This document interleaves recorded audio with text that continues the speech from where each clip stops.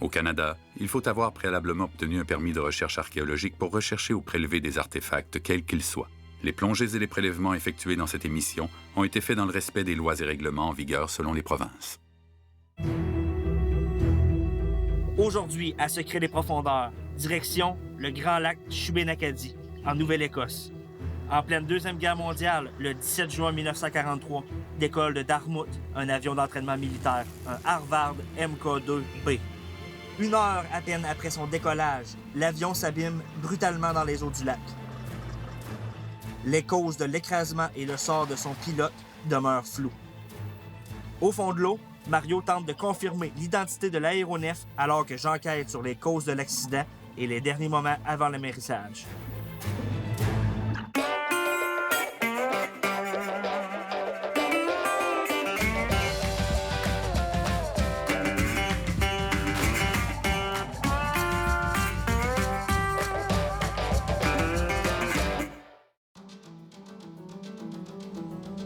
Bon, Mario, direction le Atlantic Canada Aviation Museum.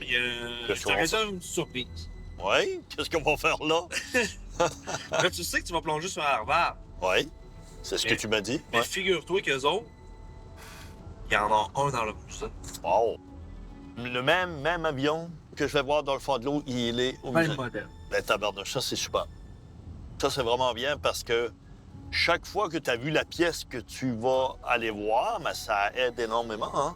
Où garder, comment chercher. Ouais, parce que là, faut que tu devines souvent, là. Ben oui. Attends. Ben oui. En plus, ben tu oui. à la caméra, tu es occupé avec ça. Ah non, ça, c'est super. Puis là, tu vas voir, OK, bon, c'est quoi les Puis c'est particularités? exactement le même. La même chose. Wow!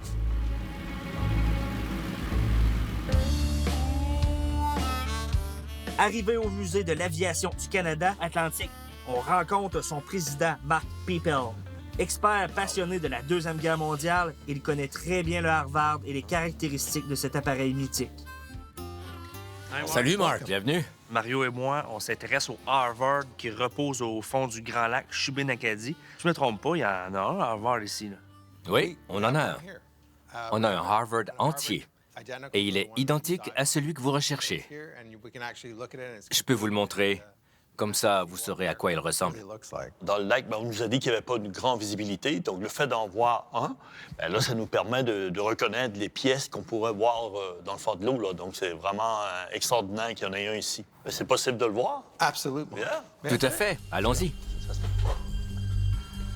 Oh, wow! Oh là là! Wow, yeah. Ce type d'avion a été utilisé pour l'entraînement partout au Canada pendant la Deuxième Guerre mondiale. Celui du Grand Lac Shubenacadie était rattaché à un escadron de chasse de la Royal Air Force qui utilisait des avions Hawker Hurricane. Comme de raison, l'instructeur était en arrière pour reprendre, si jamais l'autre faisait une erreur, qu'il était capable de reprendre les commandes.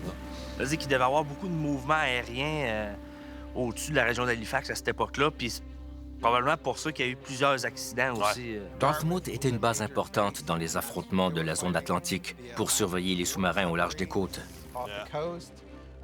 Il y avait des escadrons de chasse pour assurer la défense. Des avions anti-sous-marins, des Liberator et même des Ventura à ce moment-là. On dit un peu à la blague qu'il y a des restes d'avions dans tous les lacs de la Nouvelle-Écosse. Il y en a tellement.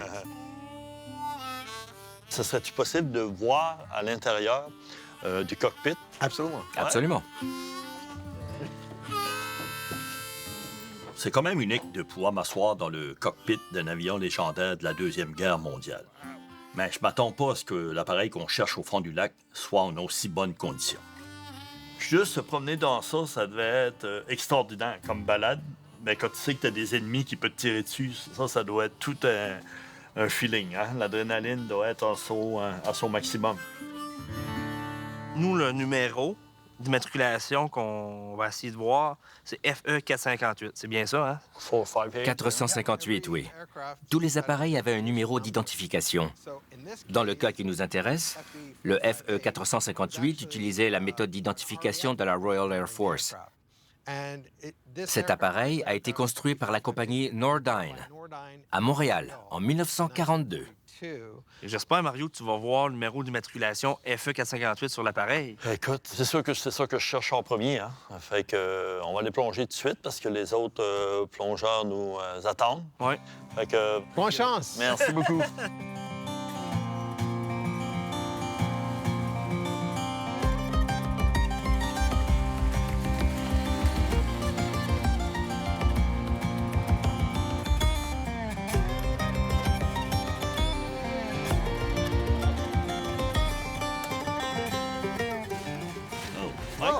Comment ça va? Salut! Content de te rencontrer. Michael, enchanté. Sam, nice to meet you. Sam, content de te rencontrer. Voilà, c'est votre taxi pour la journée. On a des gilets de sauvetage pour tout le monde. Il pourrait y avoir pas mal de vagues aujourd'hui. Ils vendent beaucoup. C'est combien de temps pour se rendre sur le site? 20 minutes. Une vingtaine de minutes? Oui. Ah, super. OK, c'est pas long. Fait qu'on va amener toutes les équipements de plongée.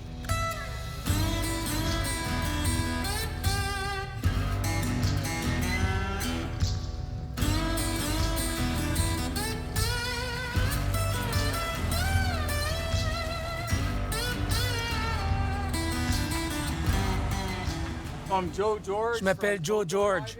Je travaille pour Kojo Diving, mais je suis aussi ingénieur plongeur de combat dans les forces armées canadiennes. On va aller jusqu'à l'épave de l'avion pour y plonger. Ça va être une super journée, même s'il y a de la houle un peu. C'est quand même une bonne journée pour plonger. Il fait pas trop chaud. J'ai vraiment hâte. C'est un avion de l'armée de l'air qui s'est écrasé il y a très longtemps. Donc, il fait partie de notre histoire, de l'histoire des forces armées canadiennes. La visibilité risque d'être nulle à cause de la pluie qui est tombée.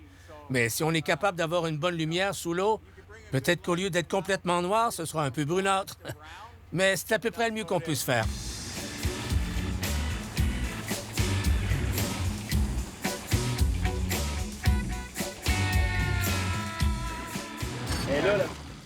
Oui, c'est juste là. Attention là-dessous, là. On the back. En arrière.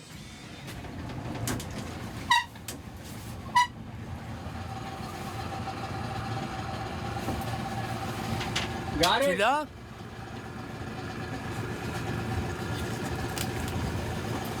En quelle année l'épave a été localisée ici? Ce Harvard a été découvert il y a environ 7 ans. Des officiers de la marine sont venus et ont analysé la zone avec un scanner. Ils avaient une cible bien précise et ils l'ont trouvée. Il y a combien de personnes qui ont plongé sur cette épave-là? J'en connais 4 autres. C'est un club select, c'est une épave VIP, ça. Il y a quelque chose aussi d'intéressant. J'ai accédé au journal quotidien de l'escadrille 126. Yep. J'ai ici la liste des équipements qui ont été perdus avec le Harvard FE 458. OK. Le parachute. Yeah. Peut-être qu'il reste encore quelques-uns de ces objets dans l'épave.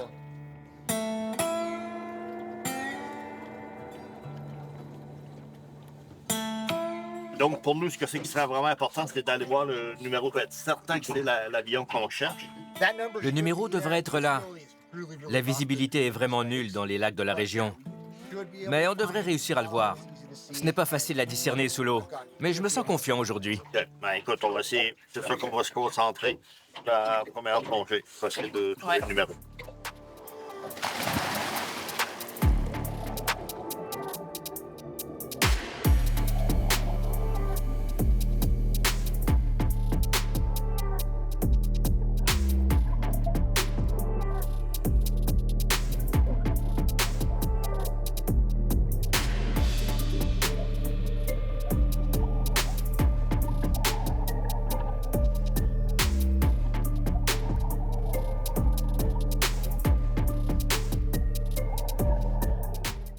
Au retour à Secret des profondeurs.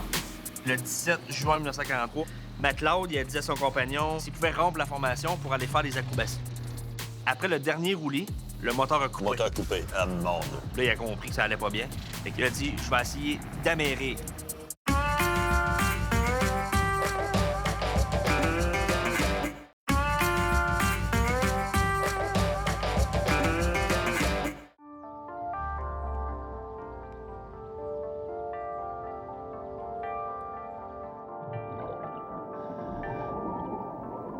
première plongée, c'en est une de reconnaissance. J'espère que Mario va être capable d'identifier le numéro d'immatriculation de l'avion, parce que la visibilité, avec la pluie des derniers jours, ça sera pas facile.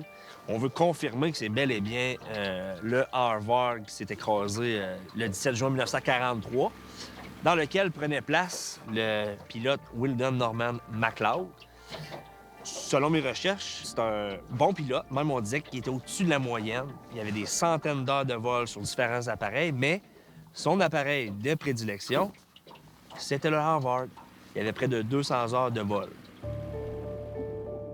Comme il y a eu plusieurs écrasements dans les cours d'eau de la région, ça se peut que ce soit pas l'appareil qu'on cherche, là. Fait que Mario, dans sa première plongée, va essayer de l'identifier. Puis après ça, moi, ce que j'aimerais savoir, c'est qu'est-ce qui est arrivé lors de l'accident? Y a-t-il des indices au fond de l'eau qui vont nous aider à comprendre? Est-ce que l'appareil a été saboté? Est-ce que le pilote a commis une erreur de jugement ou a été téméraire? Est-ce que le moteur est tombé en panne? T'sais, on se pose beaucoup de questions. Fait que moi, je vais analyser aussi la documentation au cours des prochains jours, dont le journal quotidien de l'escadrille 126. Et c'est sûr que là-dedans, je vais trouver des réponses à mes questions.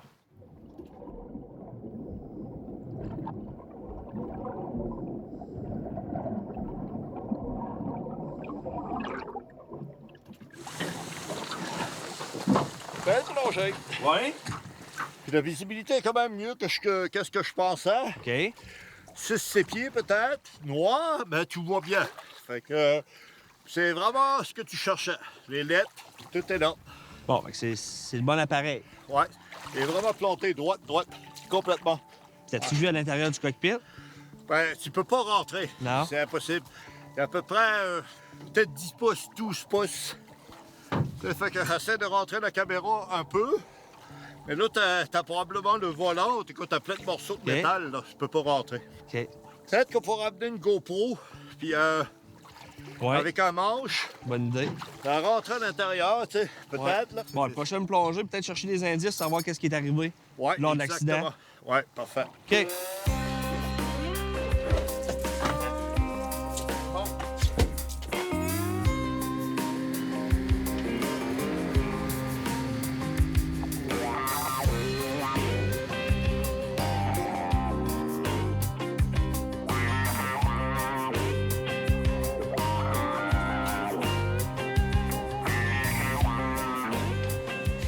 Toi, Sam, je t'ai donné rendez-vous ici. Sais-tu pourquoi? Non? Parce que, tu sais, les donneurs, là, c'est Ouais. une spécialité d'Halifax. Donc, tant qu'à être dans le coin, Bon, on va goûter à ça, mon Mario. C'est bon? Très bon. c'est bon. Très bon. C'est sucré aussi. Ouais. En même temps, ben, je vais Ouais. faire un petit suivi de ce que je suis rendu dans mes recherches, là.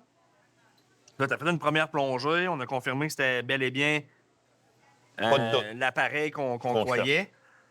Ça, c'est le journal quotidien de l'escadrille OK. 126. Qui nous concerne, ouais. On est le 17 juin 1943. La cause de l'accident, c'est coupure de moteur pendant des acrobaties aériennes à basse altitude. Ça veut dire que le moteur a arrêté. Il a arrêté. Parce qu'il était parti le matin, lui, du 17 juin 1943 avec un autre pilote pour un vol à la formation.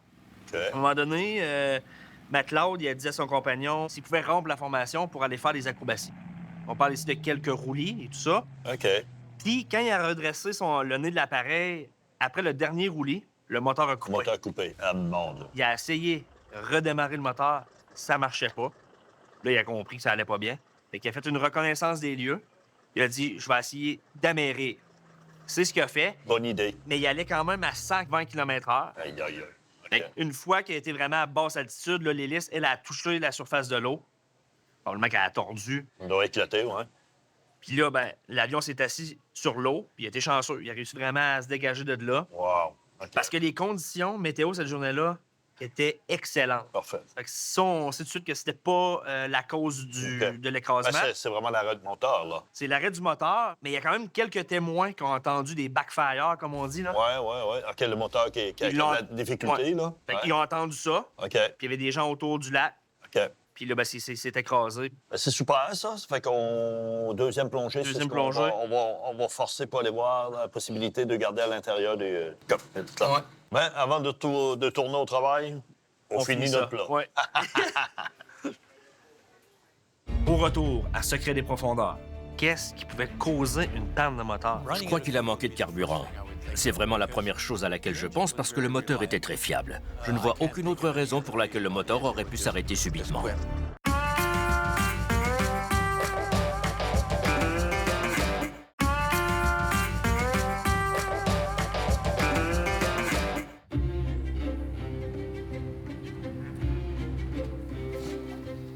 Ben là, ce qu'on va faire, vu que je peux pas rentrer à l'intérieur du cockpit, là, c'est vraiment, il y a peut-être 10 pouces, 8-10 pouces.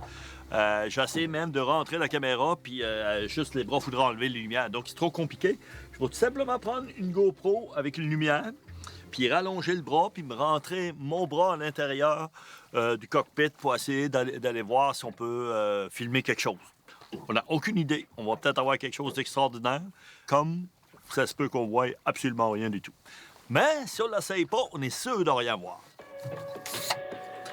Haute technologie.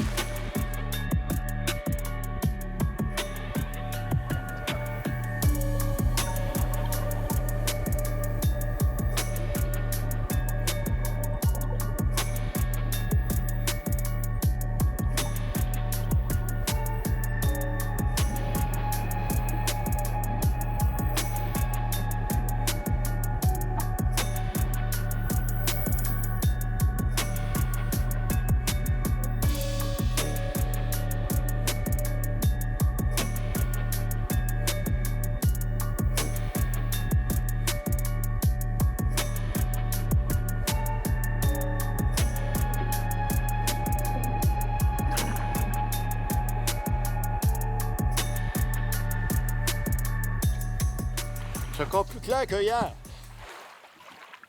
Là, ce qu'on a essayé, c'est comme on a dit tantôt, c'est que j'ai pris la GoPro, puis je l'ai mis à l'intérieur pour essayer. C'était beau, par contre, parce que tu voyais la lumière qui sortait à travers les hublots. Mais j'ai aucune idée, comme de regarder qu'est-ce que ça filmait.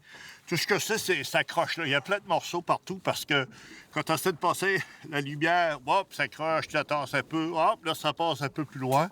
Fait qu'on va voir qu'est-ce que ça va donner. En tout cas, j'ai bien hâte d'aller montrer ça à Sam.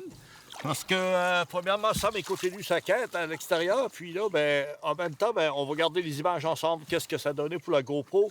J'ai aucune idée. Écoute, il n'y a peut-être absolument rien. Au moins, on va avoir les yeux bien ouverts pour voir si on voit quelque chose. Oh, je suis lourd. Je me demande vraiment quels ont été les derniers instants du pilote McLeod, avant et après sa tentative d'amérissage.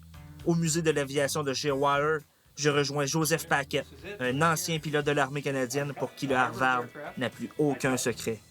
Vous avez emmené un beau petit jouet, puis si je comprends bien, vous avez déjà piloté des Harvard?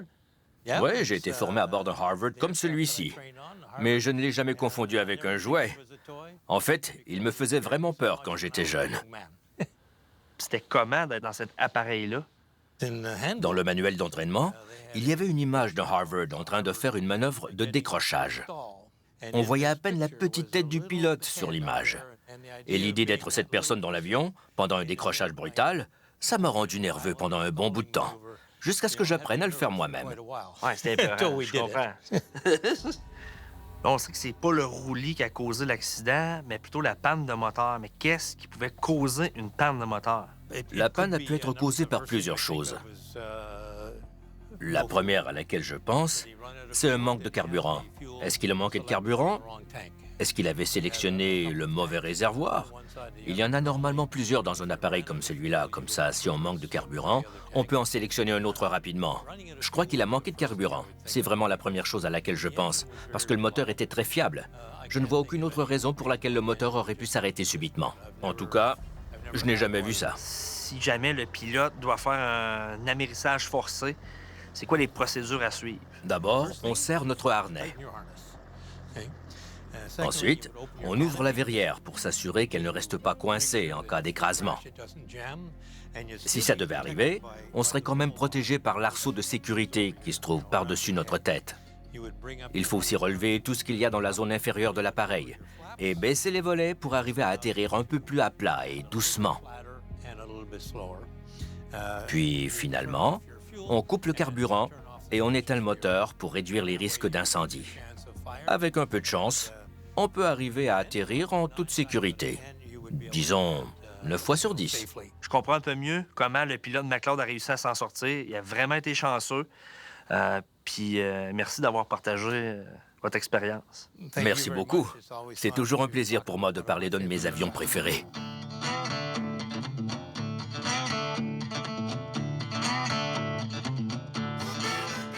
Sam, je vais te montrer les images des deux plongées. Tu vois qu'il y a... C'est jaune, l'avion est jaune à arrière, mais il y a quand même, bien sûr, des choses qui se sont collées dessus. Hein? 80 ans en même place, sans bouger. La visibilité est surprenante. Oui, très, très belle. Nous aussi, quand on est arrivé dans l'eau, on était extrêmement surpris de voir ça. Quand tu vois la roue arrière. Ah, la roue. Ouais. Mario, t'as-tu remarqué si les aérofreins étaient baissés? Aïe, je peux pas te dire ça comme ça. Je peux pas te dire ça. Peut-être qu'on va peut-être le voir. C'est ça, on va regarder, voir. Ouais. Fait que là, on descend. On voit l'ouverture. Regarde, c'est pas grand-chose, Oui. hein? C'est impossible, il a pas pu sortir. Fait que probablement, parce que ça se pousse vers l'arrière, comme on a vu tantôt, ça veut dire que quand il a planté, bien là, probablement qu'après ça, elle a redescendu un bout parce qu'il n'aurait pas pu sortir. Là. C'est une dizaine de pouces à peu près. Là. Il n'y a aucune vitre de cassée. Là. Non, les du vitres tout. ne sont pas cassées, tout est là. Toi, On les voit, là. Oui. Ils sont flippés par en bas. Les aérofreins sont par en bas. On voit bien. Il y a vraiment un décalage, là. Ça veut dire qu'ils s'attendaient à mairie, là. Ils s'attendaient à la mairie. Vous n'avez pas eu accès à l'hélice, parce que supposément qu'elle est tordue, là, mais là, vous n'avez pas accès parce qu'elle était dans la parce base. que, tu sais, vraiment, le devant, donc je dirais à peu près à 2 mètres, jusqu'aux ailes, ça veut dire jusqu'au bas des ailes, ça, c'est enfoncé. Fait que ça, on n'a pas accès du tout. Ben, de voir ça, c'est quand même spécial, parce que c'est les derniers moments que le pilote a passé dans cet appareil-là. Ouais, exactement. On est les premiers après, à part que les 3-4 plongeurs. C'est ça, vous êtes un peu plus d'une demi-douzaine à avoir vu cet appareil-là. Là. C'est ça, mon Sam? Bon, ben... Ça te donne une bonne idée. Bien quand même, mais je suis surpris de la visibilité. Ouais.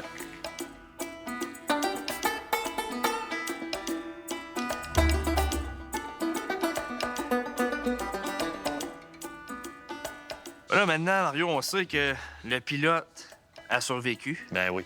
Il a vraiment été chanceux, là. Ouais. Surtout après avoir vu l'avion, là, puis 70 pieds d'eau, en plein milieu de nulle part. À l'époque, il n'y avait pas de route, il n'y avait rien. Il n'y avait rien autour, là. Fait que c'est vraiment une panne de moteur pendant des acrobaties aériennes à basse altitude qui a causé son accident. Au fond de l'eau, ben quand même, toi, t'as eu une bonne visibilité malgré tout. Oui, parce que j'ai gardé aussi si on pouvait trouver des effets personnels. Puis, écoute, il y a tellement de choses dans le cockpit. Ben, tu sais, c'est tout pogné ensemble. Puis, il y a de la vase aussi. Ouais. Mais il serait beau dans le musée ici, hein? Oui. Puis, il serait facile à sortir. Ouais? Ah, oui. Ça, là, t'amènes une barge avec un treuil, là. Puis, avec des énormes straps sous les ailes, parce que les 2 ailes sont sorties complètement. Donc, il y a juste l'avant, peut-être 1 mètre qui est enfoncé dans la base, ça fait que ça serait très facile à sortir. Bon, ben Mario, une autre mission qui se termine. Terminé. Et on en recommence à nous. Ouais, on est parti. On the road again.